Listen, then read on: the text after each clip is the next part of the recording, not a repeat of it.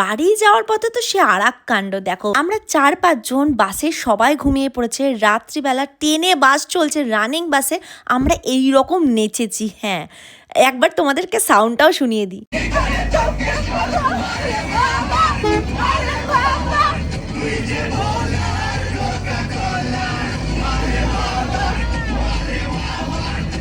মানে বুঝতে পারছো ওই টাইমটা আমাদের মধ্যে কি এনার্জেটিক একটা ব্যাপার কাজ করছিল।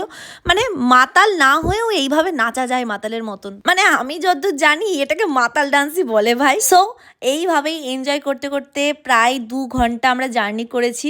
আমরা পুরো ২ ঘন্টাই বলতে গেলে নেচেছি শুধু। যাই হোক, আজকের ব্লগ এইটুকুই। তোমাদের এই ব্লগটা কেমন লাগলো সেটা অবশ্যই জানিও। আর তোমাদের খারাপ লাগবে কি ভালো লাগবে জানি না, বাট আমি ওই দিনটা খুব এনজয় করেছি। চলো আবার দেখা হবে নতুন একটা ব্লগে। সবাই অনেক ভালো থেকো, টাটা।